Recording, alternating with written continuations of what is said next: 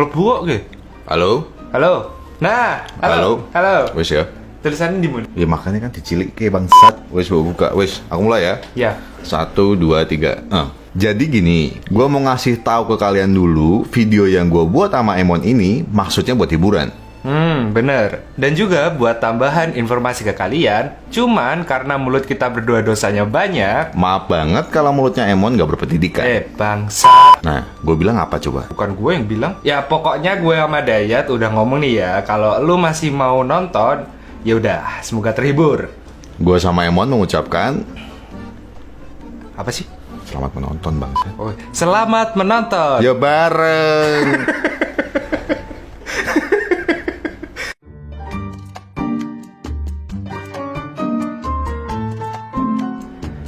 Halo semuanya, apa kabar? Sehat?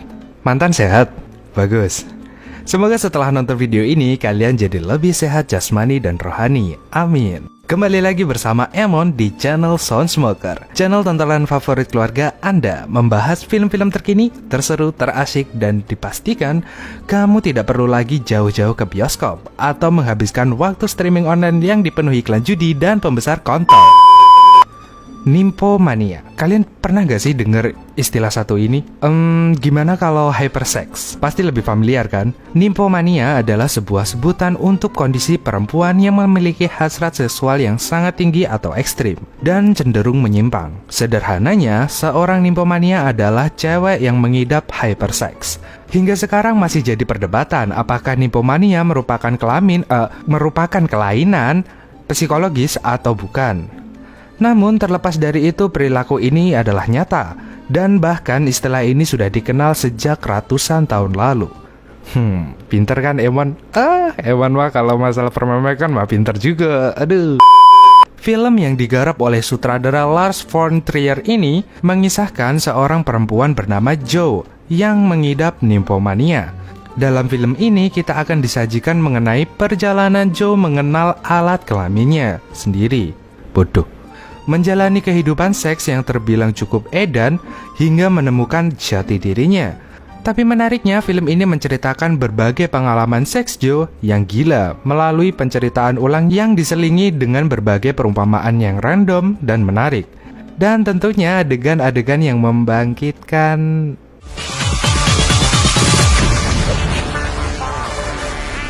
Ya pokoknya Emon bangkit lah, oke? Film ini aslinya terbagi menjadi 2 bagian, dengan total durasi 4-5 jam. Emon mengerti kalian semua pasti bakal sibuk. Jadi daripada nangkring di depan layar kaca selama 4-5 jam, Emon yang penuh kebaikan hati malaikat dan tidak sombong ini siap sedia merangkumnya untuk kalian semua para pecinta mie instan. Oke, daripada terlalu lama nyerocos, mending Emon langsung mulai aja ceritanya. Sebelum itu jangan lupa subscribe dulu dan tonton video ini sampai habis ya, oke?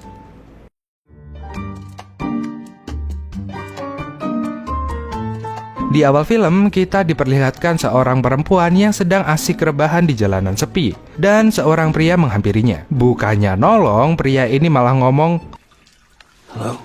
Orang lagi tidur malah dihalu-halu. Ada masalah apa sih, Pak? Setelah ngeliat tubuh si mbak yang penuh luka, si om nawarin manggilin ambulans. Karena si mbak nggak mau diajak ke rumah sakit, si om akhirnya bawa mbak-mbak ini ke rumahnya karena kasihan dia tidur di tengah jalan sendirian. Di rumah si om yang bernama Seligman, si cewek bertanya mengapa ada kail pancing yang terpasang di dindingnya. Mungkinkah ini pesugihan mancing mania mantap? Setelah si om yang menjelaskan mengenai hobinya yang suka mancing mania mantap, si om kembali bertanya ke si cewek yang bernama Jo, kenapa dia tiduran di jalan dalam keadaan bonyok dan penuh luka. Akhirnya, Jo memulai dengan cerita yang amat panjang. Yakni diawali dengan cerita saat Jo baru sadar akan keberadaan vaginanya di usia 2 tahun. Jo ngaku sudah menjadi nymphomaniac atau maniak seks sejak usia itu. Anjir, saya 2 tahun masih makan lumpur, Bapak. Bagian awal dari cerita ini ditunjukkan dalam filmnya sebagai chapter pertama dengan judul Pemancing yang Sempurna. Joe menceritakan bahwa ia dan temannya, B, sejak kecil senang dengan kegiatan yang bandel. Salah satunya seperti menggesek-gesekkan kelamin mereka ke lantai kamar mandi yang basah. Ada yang pernah coba? Komen di bawah rasanya ya, penasaran saya. Di usia SMA, Joe paling senang dengan pelajaran olahraga. Ia senang memanjat tali dan bergelantungan di atas tali, dan merasakan sensasi gesekan tali pada bagian itunya. Itu kenapa sih talinya goyang-goyang anjir? Ah, pasti hantu. Seligman kemudian membandingkan perilaku seksual masa muda Joe dengan kail pancing serangga yang menempel di dinding. Ia menjelaskan bahwa kail serangga itu menyerupai nymph atau larva serangga. Ia mengumpamakan kehidupan masa muda Joe sebagai bentuk larva serangga yang baru menetas, di mana layaknya ulat menjadi kupu-kupu.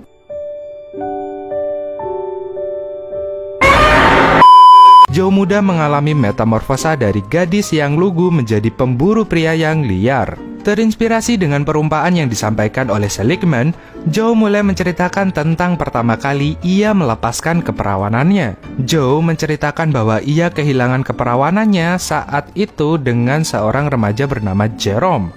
Alasan ia memilih Jerome adalah karena ia menganggap Jerome keren, karena dia punya sebuah motor butut yang susah nyala. Duh Mbak Jo, seleramu lo. Motor gitu mah di kampung Emon juga banyak, Bang Daya juga punya. Di sini penonton diajak berhitung. 1, 2, 3. Ya, habis itu 3 ditambah 5 sama dengan berapa? 8. Pinter. 8 kali, lalu loyo. Coba amat sih Jerome. Emang lo kuat berapa, Mon?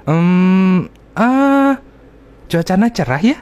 Karena kecewa si Jerome rupanya editansil atau ejakulasi dini tanpa hasil, Joe berjalan pulang dengan rasa sakit dan sesal yang mendalam, meratapi penjumlah 3 ditambah 5 yang terkutuk itu.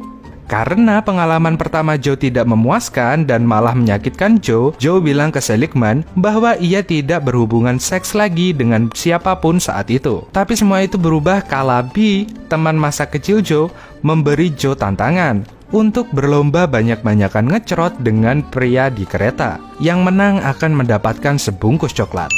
Joe langsung menerima tantangan ini dengan sepenuh hati. Kali ini Seligman memberi perumpamaan kegiatan Joe dan B dalam menggait pria di kereta ini layaknya memainkan umpan di sungai untuk menarik perhatian ikan. Di tengah perlombaan mereka, Joe bete karena dia mulai kalah dari si B yang sudah lebih banyak melahap mangsanya. Akhirnya B memberi Joe kesempatan terakhir. Kalau ia bisa berhasil menggoda seorang pria yang sudah menikah, maka Joe akan menang. Dengan daya tariknya dan kemampuannya membaca hasrat lelaki, Joe berhasil memaksa pria yang sudah menikah itu untuk mau dipuaskan. Bok saya juga mau mbak. Dan berakhir dengan belepotan. Netes. Dan akhirnya Joe yang memenangkan sebungkus coklat itu. Lumayan lah ya buat pencuci mulut, mbak. Selanjutnya, kala Seligman menghidangkan sebuah roti kepada Joe. Joe mengomentari perihal makan roti dengan garpu. Peristiwa ini mengingatkan pada bagian ceritanya yang lain. Dari sini, film memasuki chapter yang kedua, yang berjudul Jerome. Di sini, Joe memulai ceritanya dari masa dikala ia tiap harinya berhubungan seks dengan banyak pria yang berbeda-beda. Dari situ, Joe muda belajar mengenai psikologis pria, bagaimana memuaskan seorang pria, mengucapkan kata-kata yang tepat, dan sebagainya. Di samping itu, Joe, B, dan beberapa wanita lainnya membentuk sebuah geng yang memiliki asas bahwa cinta itu tidak ada artinya, dan mereka semua mengecam konsep jatuh cinta. Mereka hanya menjunjung tinggi kepuasan seksual, bahkan hingga nekat masturbasi berjamaah. Namun semua itu berubah ketika B yang merupakan pemimpin geng ini akhirnya jatuh cinta. Makin kalut karena urusan cinta yang memusingkan, Joe menceritakan pada Seligman bahwa dirinya setelah itu memutuskan untuk fokus ke pendidikan. Tapi di sini Seligman malah berimajinasi lain.